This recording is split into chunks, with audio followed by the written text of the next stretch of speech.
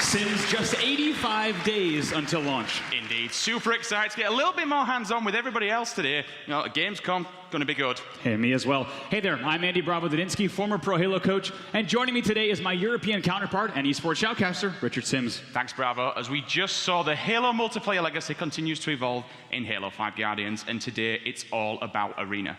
Arena is Halo's esports focused 4v4 mode with even starts, an intense mix of Slayer and objective game types. And in Arena, I think this new map that we're unveiling right now will be a top choice in tournament play moving forward.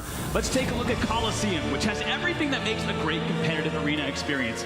It's a symmetrical 2-base map, which includes a unique mix of elevation and sightlines, and it's purposely built for a wide variety of fast-paced multiplayer modes. Now, in anticipation of the Halo 5 Guardians Gamescom Invitational happening here at the ESL Arena, we invited 2 of the top Halo Pro teams in the world, Epsilon ESports and OpticGaming, to play some preliminary matches at the 343 Industries headquarters in Seattle. Let's talk a little bit about these 2 teams then, Bravo. Epsilon ESports is one of the best teams in all of Europe, made up of their and UK players, including the Buck Twins, Buck 57 and Buck 20, one of the winningest duos in European Halo. Now, Halo has predominantly been dominated by the North American team, so the question was, can Epsilon upset the balance and change the compass needle? And that's it. And on the other side of the stage, we have fan favorites OpticGaming from the US, led by Halo veteran Flamesword and the winner of the 2013 Halo 4 Global Championship, Ace. Now, these 2 teams have never played before, so of course, a lot of speculation on the line of who would come away with the ultimate victory. Now, over the course of the visit, these 2 teams battled in match after match of intense competition. It all rounded up with a best-of-3 series on Capture the Flag on the new map, Coliseum. I have to tell you, Sims, I got a chance to see each and every one of these matches, and these 2 teams were neck and neck throughout the entire series, but it all came down to one last game. You know what? Let's jump on board and take a look at some of the most clutchest moments of that final game. All right, so we're going to be checking out, for the first time ever, Coliseum in Halo 5 Guardians. The game is going to be Capture the Flag, 3 captures to win,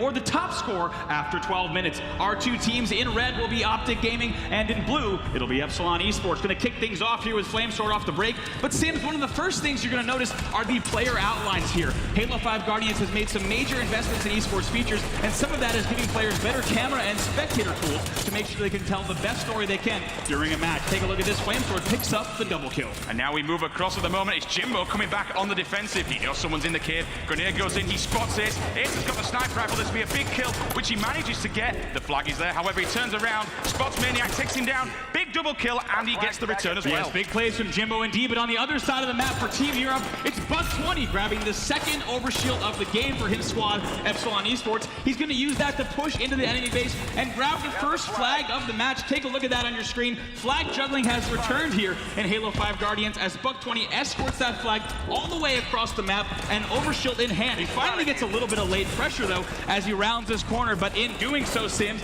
Epsilon ESports will go up 1-0 with 10:20 left in the match. Moving forward with Buck 20 again. He's back in Optic's base and just in their face as he pushes in. He finds a assault half shield, takes him down, no problem. Goes for the second pull of this match. Ace comes back for a little bit defensive. He thrusts out, then all of a sudden we see Flamesword come out of nowhere. He gets taken down. Ace does come back for a little bit of a defensive shot. However, Buck 20 says no. He's going to run that straight out the front bridge at the moment. So we see him moving forward, takes the flag, jumps, thrusts, toggles, and he managed to clamber up into the blue courtyard. He's going to run that forward. However, he's going to take some shots in the back, but that doesn't matter at all. He has his teammate sniped right behind him to get the collection. Yeah, Epsilon ESports is going to go up 2-0, but let's take a look at that replay right there. Slow it down a bit. Look at that jump, toss, thrust, and clamber using those brand new Spartan abilities to escort the flag all the way across the map, and Epsilon ESports will secure that point and go up in the match 2-0. Back on board with Jimbosity right now, putting some cracking shots across the map.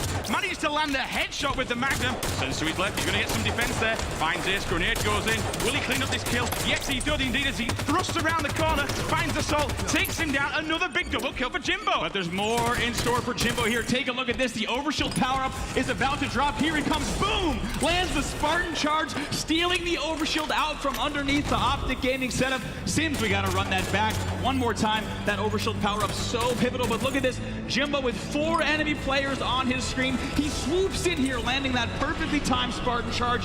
Also uses the thruster pack to grab the overshield that's going to have Epsilon Esports continue their control of the bottom of the map. Now back into the match in real time, you see as Maniac is desperately trying to shut down Jimbo some way, somehow. He jumps up here, but Jimbo will land the punch to the face. Coming off the spawn now with Maniac, he's going to get himself at the moment. Yes, he does. He gets a punch himself. Finds sniped on half shield, takes him down, grabs the snipe Bravo, but you know what, Bravo, there's only 1 minute 30 remaining in the game. Right. He needs to make something happen, and he needs to do it now, which is exactly what he does. He's going to run that straight out the front pitch now, looking for some support from his teammates, but unfortunately, he just finds Jimbo. Jimbo again with another defensive return. Too much defense here from Jimbo in the back left quadrant of his map. He's going to take one player out. Yes, indeed. Spots the second here on the second, and it's going to be an assist there, but spots the third and uses the ground pound stall. The pressure from Epsilon Esports is just too great. We switch over to Buck 20 in the last moments of the match, but the clock is ticking down, and Epsilon Esports will win the game 2-0 and win the final series with a score of 3-1. Congratulations to Epsilon Esports on that incredibly clutch win.